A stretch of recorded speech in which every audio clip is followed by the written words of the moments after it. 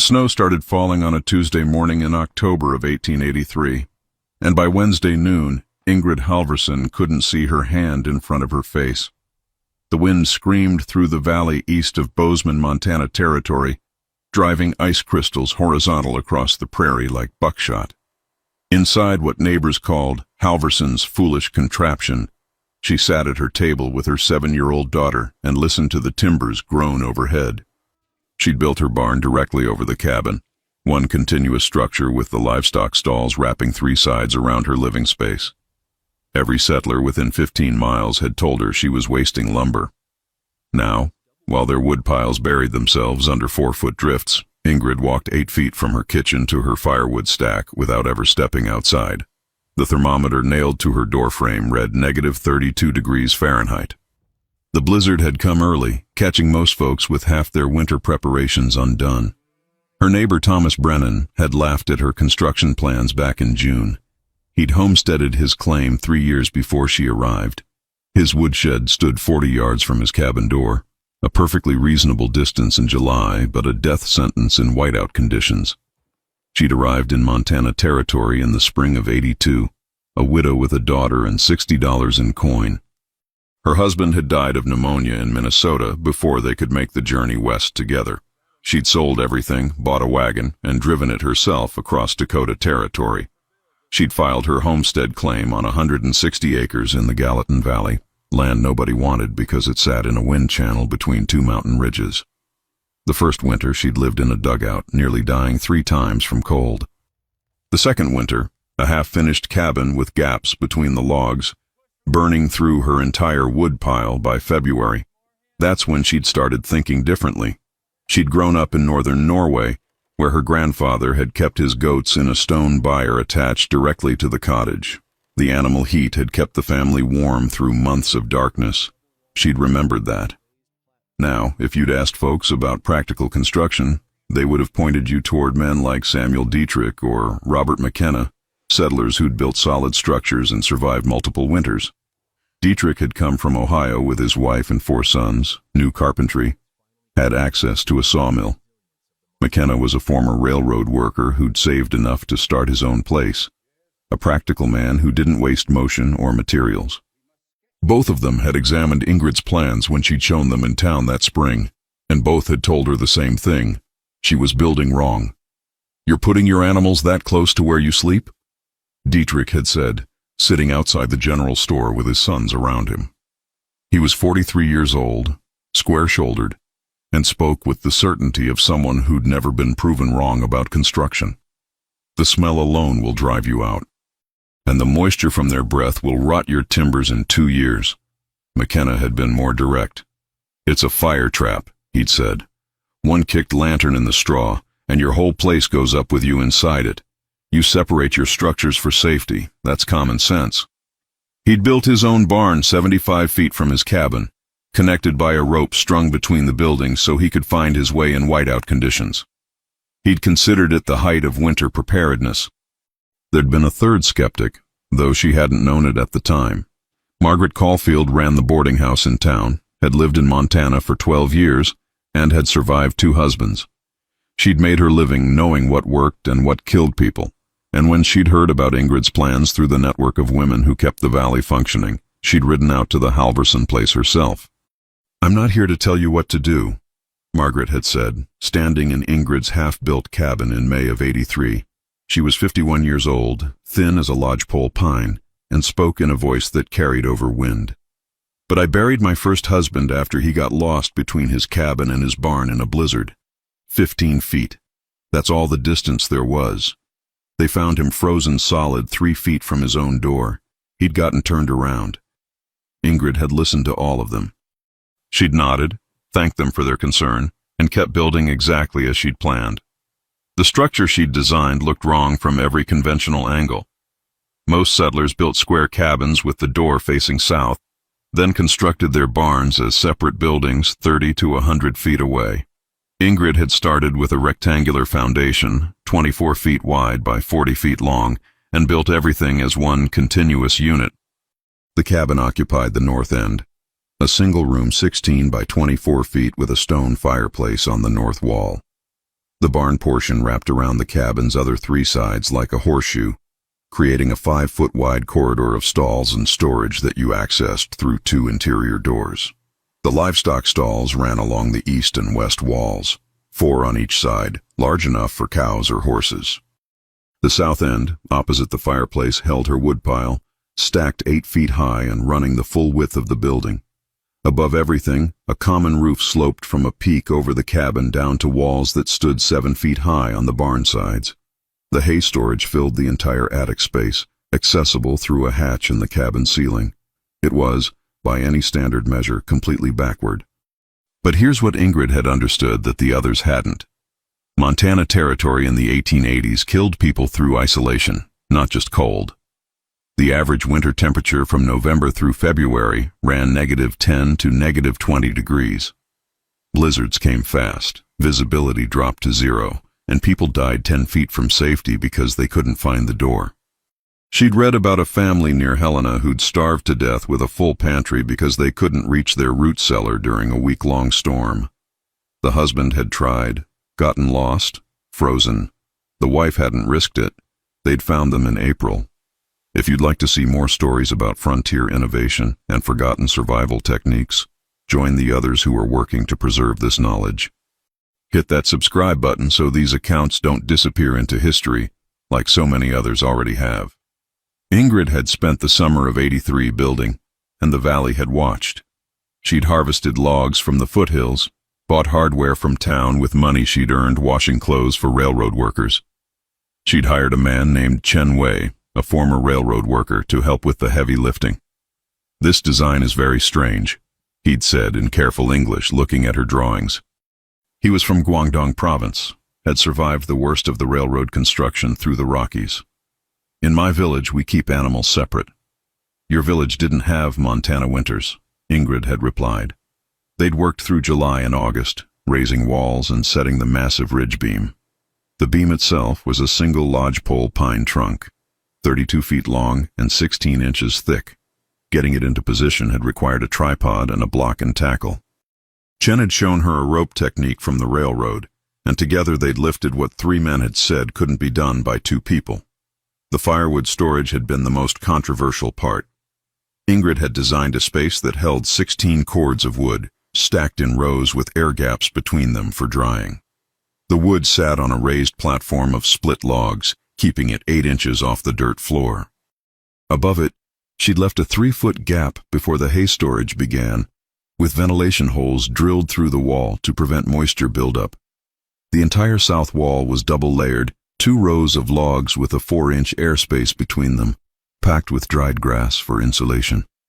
It meant you walked through the barn corridor, opened a door, and found yourself standing in front of a winter's worth of fuel that never got wet and never had snow blown onto it. Samuel Dietrich had come by in September to examine the finished structure. He'd walked around it twice, gone inside, stood in the cabin, and looked at the interior doors leading to the livestock areas. His face had done something complicated. "It's well built," he'd finally said, and you could hear him forcing the words out. "But you'll regret it come January. The smell, the moisture, the risk. Mark my words." Robert McKenna had been more succinct. "You've built yourself a coffin," he'd said. "All it takes is one spark." Margaret Caulfield had brought bread and butter when she'd visited after the structure was complete. She'd inspected everything carefully, professional in her assessment. "It's solid work," she'd said, sitting at Ingrid's new table, watching her daughter play in the corner. "But winter is something else. Winter doesn't care how good your carpentry is." Ingrid had thanked them all and stocked her wood. The blizzard had started during breakfast. Ingrid's daughter, Anna, had been eating porridge and asking about school. The valley had organized a schoolhouse that year, and Anna had been attending whenever weather permitted. Now Ingrid looked at the white wall beyond her window and knew Anna wouldn't be going anywhere for days, maybe weeks. The snow was already a foot deep at 8 o'clock in the morning, and the wind was building. By noon, she couldn't see the fence posts 20 feet from her door. By evening, the temperature had dropped to -18. By the next morning, it was -32 and still falling. Inside what everyone had called the foolish contraption, Ingrid went about her day. She milked her cow through the door in the east wall, walked 8 feet from her kitchen area to the stall. The cow, a placid shorthorn named Greta, provided 2 gallons of milk that Ingrid strained into crocks. She fed her 3 chickens through the door in the west wall, collected 4 eggs. She climbed the ladder to the hay storage and forked down enough feed for the cow and her 2 horses, a bay gelding and a gray mare she used for plowing. All of this took her 20 minutes, and she never once put on her heavy coat. The firewood sat in its rack at the south end of the barn corridor, 60 feet from her fireplace in a straight line. She loaded her arms with split pine and cedar, enough for 3 hours of burning, and carried it back through the corridor to the cabin door. The corridor temperature hovered around 35 degrees Fahrenheit, cold enough to keep the wood dry, but not so cold that her hands went numb in the 10 seconds it took to load up. The animal heat, exactly as she'd planned, kept the barn above freezing. Their breath and body warmth, rising through the structure, prevented the catastrophic cold that killed livestock in separate buildings. Thomas Brennan, her nearest neighbor, had a different morning. He'd woken to find snow piled 3 feet against his cabin door. His woodshed stood 40 yards west, and he couldn't see it. The previous night he'd burned through the wood he'd kept inside, maybe enough for another 6 hours if he was careful. His children, 3 boys aged 4, 6, and 9, sat wrapped in blankets by a fire that was dying. His wife, Catherine, hadn't spoken since yesterday evening, just stared at the stove with something like prayer in her eyes. Thomas had made it to the woodshed once already, midday Wednesday. He'd tied a rope around his waist, tied the other end to his door handle, and walked into white nothing with his arms outstretched. The rope had run out with 10 feet to go, and he'd had to uncouple himself and keep walking, counting steps, praying he was going straight. He'd hit the woodshed wall with his shoulder, loaded his arms until he couldn't carry more, and made the return journey following his own tracks. Except the tracks had already filled with snow, and he'd gotten turned around, and he'd wandered in circles for 10 minutes before his boot caught the rope lying in the snow. He'd followed it back to his door with his arms shaking and his face numb. That had been yesterday. Today the rope was buried, and the woodshed was invisible, and Thomas sat at his table trying to decide if he should risk it. Similar scenes were playing out across the valley. Samuel Dietrich's family was warm, but only because his 4 sons were taking turns making the 70-foot journey to their woodpile, always with ropes, always in pairs. They'd already had one close call when the younger boys had lost sight of each other at midday, found each other by shouting over the wind. Robert McKenna had his rope system, cabin to barn, and he was following it religiously, though each trip took 15 minutes and left him exhausted. Margaret Caulfield in town had guests stranded in her boarding house and was burning furniture to conserve the woodpile. The blizzard blew through Thursday night without letting up.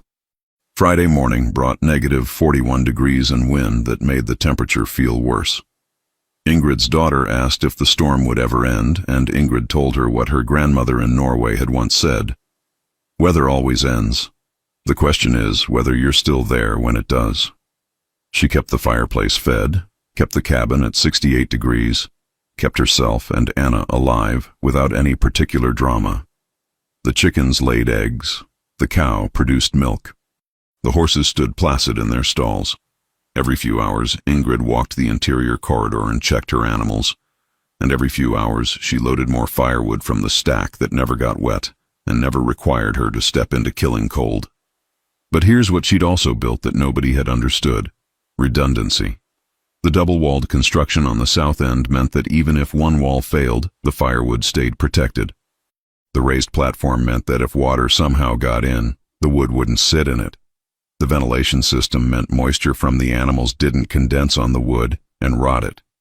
She'd thought through every failure point, and she'd built backups for her backups. This wasn't revolutionary thinking. This was old thinking, the kind that had kept people alive in harsh climates for centuries. The Sami people in northern Scandinavia had been building connected structures for generations, keeping reindeer close to living quarters through winter darkness. The Ainu people in Hokkaido had done similar things with their livestock and food storage. Mongolian herders had developed gyrs that could be expanded to include animal enclosures during extreme weather. Ingrid hadn't invented anything. She just remembered what her ancestors had known and adapted it to Montana conditions. The wind changed on Saturday, veering from northwest to straight north, driving snow into drifts that reached the eaves on some cabins. The temperature climbed to -28, which felt practically warm by comparison. Visibility improved slightly, enough to see shapes but not details. Ingrid looked out her window and saw nothing but white shapes that might have been trees or might have been snow formations. She fed her fire, fed her daughter, fed her animals. The routine had become almost meditative. Chen Wei, her former construction partner, had stayed in town when the storm hit.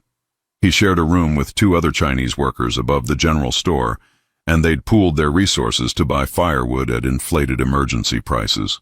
The store owner, a man named Peterson, had been making a fortune selling fuel to desperate people who hadn't prepared properly. Chen had watched the prices climb and thought about Ingrid's design. He'd thought it was strange when they'd built it. Now he thought it was genius. Like this video if you believe in preserving practical wisdom over popular opinion. The crisis point came Saturday evening. Thomas Brennan's wood had run out. He'd stretched his supply as long as possible, burning green wood and bark and anything else combustible. His fire had died at 4 o'clock, and by 6 the cabin temperature had dropped below freezing. His youngest son, the 4-year-old named Patrick, had started turning blue around the lips. Catherine had wrapped all 3 boys in every blanket and coat they owned, but body heat only went so far when the walls themselves radiated cold. Thomas made his decision at sunset. He told Catherine he was going for wood, said he'd be back in 10 minutes. She'd grabbed his arm, begged him to wait until morning, but morning meant watching his children freeze. He'd kissed her, kissed his boys, and stepped out the door into twilight and blowing snow. He'd lasted 4 minutes. They'd found him in April, 17 feet from his cabin door, frozen in mid-step with his arms reaching toward where he thought the woodshed was. He'd gotten turned perpendicular to his intended direction and walked toward empty prairie instead. The cold had taken him before he'd realized his mistake. Catherine had heard him leave but hadn't heard him return. She'd waited by the door for an hour, calling his name, but the wind had swallowed her voice. Eventually she'd understood, and she'd bundled the boys tighter and prayed for dawn. The cabin temperature had dropped to 12 degrees by midnight. Patrick had stopped shivering, which was a bad sign.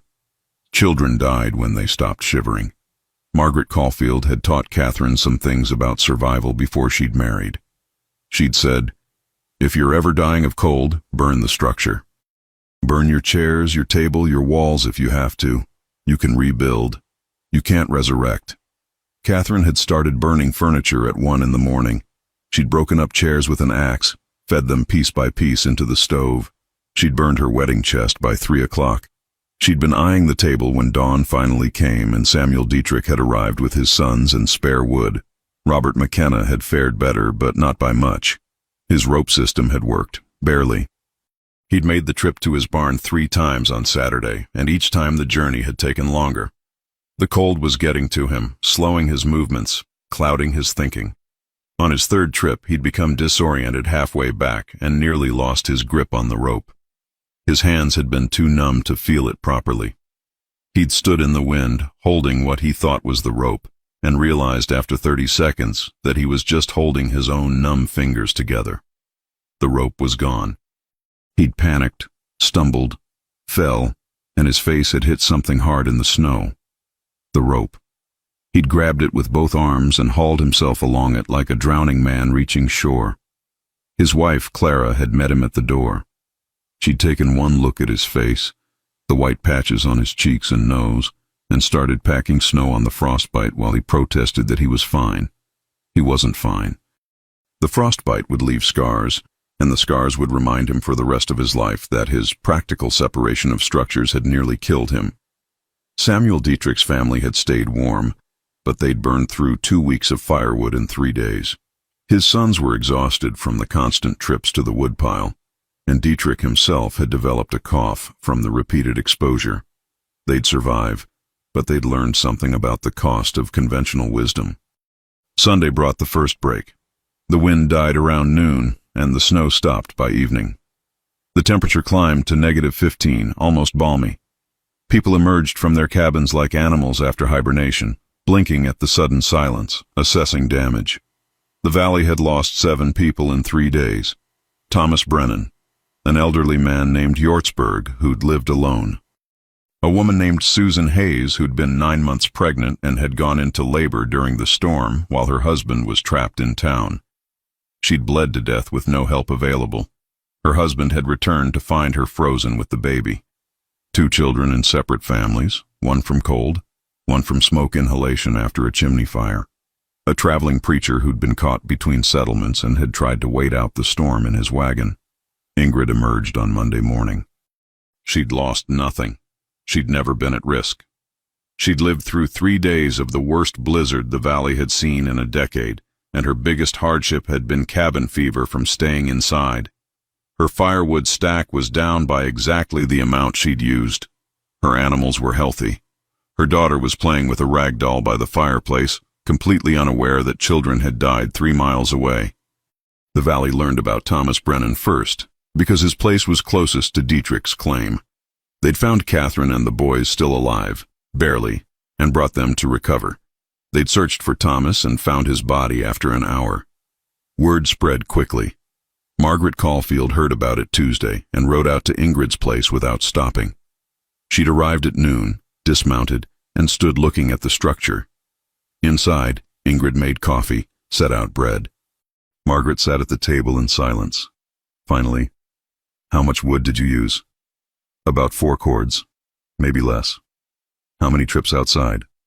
"None." Margaret nodded slowly. "Thomas Brennan is dead. Susan Hayes and her baby are dead. 2 children are dead. An old man is dead. A preacher is dead." She paused. "And you're sitting here drinking coffee." "I know," Ingrid said quietly. "Samuel came by this morning." "You weren't foolish," Margaret said, her voice cracking. "Everyone else was. We've been building wrong for 12 years.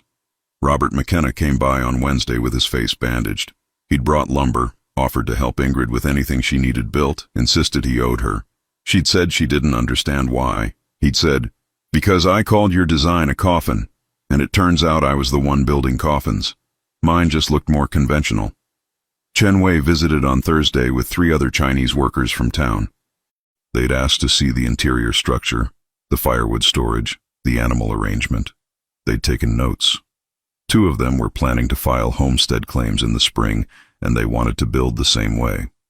Chen had looked at Ingrid with something like respect and said, "You remembered old ways. This is good. Old ways kept people alive before we forgot why they worked." Samuel Dietrich came Friday with his whole family. His sons had carried tools, prepared to work. Dietrich had stood in Ingrid's cabin and said, "I need to rebuild my woodshed. I'd like to build it attached to my cabin, like you did here. I'd like to hire you to consult on the design." His voice had carried humility and exhaustion, and something like shame. "I told you that you were building wrong. I need to say that I'm sorry, and I need to ask for your help. This is the story that matters." Not that Ingrid Halvorsen built an unusual structure, but that she'd thought clearly about the actual problems she faced instead of building what everyone else said was correct. The conventional wisdom in Montana Territory in the 1880s was that you separated your structures for safety and hygiene. That wisdom killed people. Not directly, not obviously, but it killed them by creating a deadly gap between heat and fuel, between safety and survival. Ingrid's design solved that problem by eliminating the gap.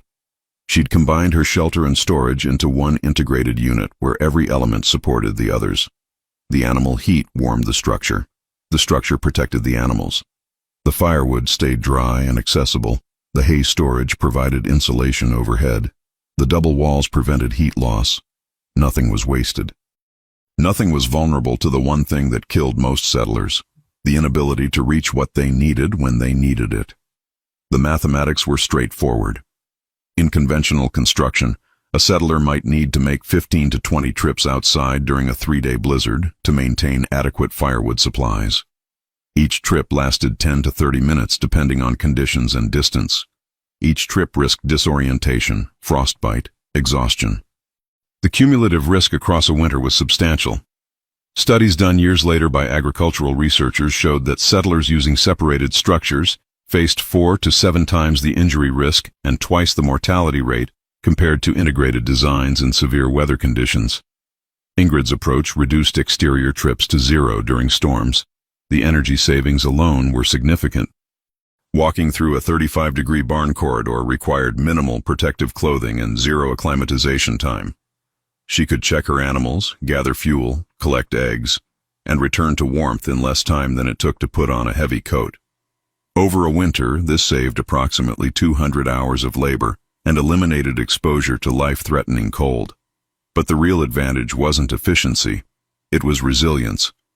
When Thomas Brennan's situation deteriorated, he'd faced a binary choice: risk death by going outside or guarantee death by staying inside. Ingrid had never faced that choice because her design had eliminated the dilemma. Her fuel was always accessible. Her survival was never contingent on gambling against weather. She'd built margin into her existence, and that margin had proven to be the difference between life and death. The valley rebuilt after the blizzard. By spring of 1884, 11 families had modified their structures following Ingrid's approach. Samuel Dietrich constructed an attached woodshed and covered walkway. Robert McKenna rebuilt entirely. Margaret Caulfield added an enclosed corridor between her kitchen and wood storage. Chen Wei and 4 other Chinese workers filed claims together and built a communal structure. Not everyone adapted. Some settlers kept conventional designs, argued the blizzard had been an anomaly. 3 of those families didn't survive the following winter. Ingrid lived on her claim until 1911. She eventually married Chen Wei in 1887, which caused minor scandal, but nobody interfered. They raised Anna together and had 2 more children. They expanded the original structure twice, always maintaining the integrated design. Other settlers came to them for advice. Anna Halverson grew up to become a teacher in Bozeman, and she spent 40 years documenting frontier survival techniques before they were forgotten. She wrote extensively about her mother's building methods and interviewed dozens of families who'd adopted integrated designs. Her papers, donated to the Montana Historical Society in 1956, contained detailed drawings and measurements of structures that kept families alive during the brutal winters of the 1880s and 90s. Researchers studying historical architecture and sustainable building practices still reference her work. Modern passive house design, which emphasizes thermal mass, integrated space, and minimal energy loss, essentially rediscovered principles that Ingrid and others had figured out through necessity. Contemporary architects building for extreme climates in Alaska, northern Canada, and Scandinavia often use layouts that echo her horseshoe design. Living quarters backed by storage and livestock areas, everything under one roof, fuel always accessible. The advantage of never going outside to reach critical supplies remains as relevant in the 21st century as it was in 1883. The original Halverson structure stood until 1943, when it was dismantled to salvage lumber for the war effort. By then, it had housed 3 generations and survived 60 Montana winters without major failure. The stone foundation remained visible until the 1970s, when modern development finally erased it. But photographs exist, and Anna's drawings exist, and the technique itself spread far enough that examples can still be found across Montana, Wyoming, and the Dakotas. Modest structures that look slightly odd because they don't conform to conventional separation of barn and dwelling, but which kept their occupants alive when conventional structures killed them. Here's what Ingrid understood that took everyone else a tragedy to learn. Practical wisdom isn't about following established rules. It's about understanding why the rules exist, what problems they solve, and whether those problems are actually the ones you face. The conventional separation of structures in mild climates prevented disease transmission and reduced fire risk. Those were real concerns. But in Montana territory during blizzard season, the primary threat wasn't disease or fire. It was cold and isolation and the deadly gap between you and your fuel supply. Ingrid addressed the actual threat, not the theoretical one. She'd told Samuel Dietrich once, years after the blizzard, "People in Ohio build for Ohio problems. People in Montana need to build for Montana problems." I didn't invent anything. I just stopped copying buildings that were designed for different weather. That might be the most important lesson here. Not the specific design, not the measurements or materials, but the underlying approach. Observe your actual conditions, identify your actual threats, design your actual solutions. Don't build what looks right. Build what works. If you believe this kind of knowledge should be preserved and passed on, subscribe to this channel. We're documenting frontier techniques and survival wisdom that's being lost as the last generation who learned directly from settlers passes away. Every story we tell is one that won't disappear completely. Every technique we share is one that might help someone a century from now who faces similar problems. Join us in keeping this knowledge alive. The blizzard of 1883 killed 7 people in one valley in Montana Territory. It could have killed more. It would have killed more if one Norwegian widow hadn't thought clearly about the actual problem she faced and built accordingly. She didn't build for comfort or convention or what looked proper to her neighbors. She built for survival in conditions that didn't forgive mistakes. And when the test came, when the temperature dropped below -40 and the wind made it impossible to see your own hands, her design proved itself in the most fundamental way possible. Everyone inside it lived. That's the standard. Not whether something looks right or follows tradition or makes sense to people who've never faced your specific challenges. The standard is, does it keep you alive when everything is trying to kill you? Ingrid's barn over her cabin met that standard. Most conventional structures didn't. 7 graves proved the difference. Remember that the next time someone tells you you're building wrong, they might be right, or they might be building for different problems than the ones you actually face. The difference between those two possibilities is sometimes measured in degrees Fahrenheit and feet of snow, and whether you're still there when spring comes. Ingrid Halvorsen was there, Thomas Brennan wasn't. The only difference was the building between them and the cold. That's the whole story. Weather came. 7 people died.